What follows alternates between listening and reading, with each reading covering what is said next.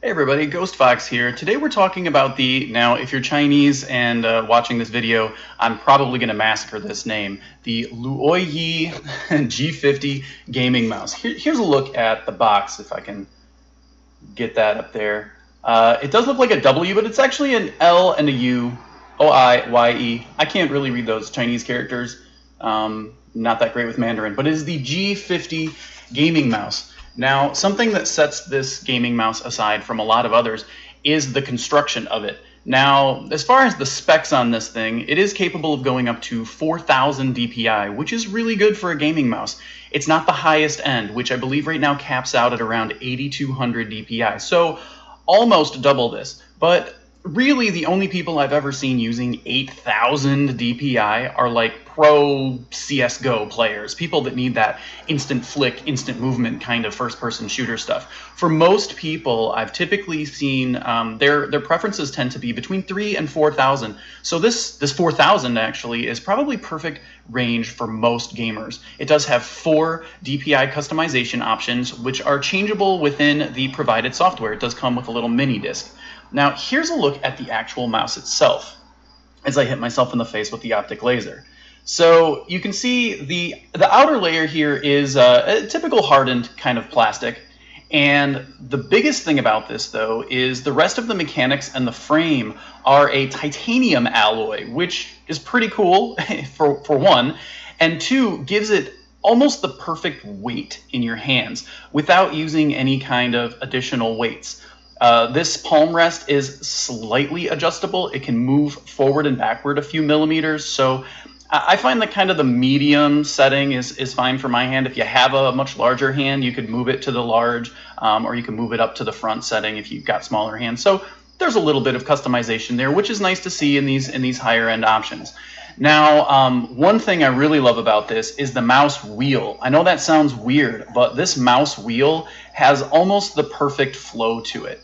It's very, very smooth, but there are these very tiny little tactile bumps to let you know exactly how far you're moving it. And they're spaced very close together, so it's got this little vibration equality to let you know where you've been moving that mouse wheel. That is also one of those titanium alloy components, so it's very solid and has an excellent feel. If anything, I would say, while this mouse is kind of right in the mid-end of speed and sensitivity, the weight and composition of this mouse is definitely on the higher end, something that you would see with those more, $100 range gaming mice. Now, this doesn't have a whole ton of buttons on it. You can see on the right-hand side, it does have, which is, going to be on your left, the right-hand side does have one additional button. There are also 3 buttons on the left-hand side where your thumb is. So you've got the typical forward and back, as well as an additional button that you can use for kind of whatever you want. These are all, again, programmable and adjustable within the provided software in the box. So you also have and I love this, a 2-button DPI switch. This means that you're not sitting there click, click, click, cycling through. If you feel like you went a little too high or a little too low, it's a 1-click adjustment. I really think that the designs with the 2 DPI switches are superior, and mostly you'll see that on the high-end ones. It's lower-end gaming mice that will kind of skimp out and have the single cycling switch. So yeah, overall, I'm quite impressed with the design here, and it's got some adjustability. It's got a decent weight without being heavy. It's got programmability, and you can set, again, those DPI settings if you want specifically 2600 DPI. You can do that within the provided software. One other thing I am a fan of, and I always say it, is braided cabling. This makes it much more durable. It makes it less likely to kink and tangle up. These are absolutely great. I think it's a must-have in any mid to high-end gaming mouse. And these actually aren't that expensive. There are a variety of sellers with these on Amazon right now, and I think on the lower end they're like $34. There are a few that I think are giving it the retail treatment of around $70, $80, which honestly isn't that crazy. If you saw this in a store and it had a different label on it, I'm pretty sure people would be willing to pay that, but you don't have to. It's actually a really nice gaming option. One last thing I almost forgot to mention, and this is extremely important, is the click on this.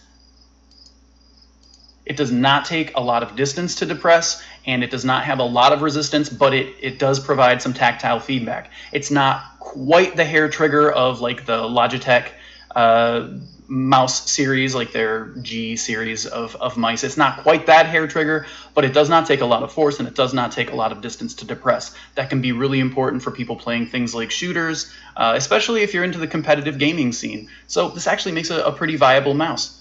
Anyway, yeah, that's a look at the Luoiyi G50 gaming mouse. Hope you liked it. If you did, give me a thumbs up or a like. Let me know. I'm always happy to answer questions, and thanks a lot for watching.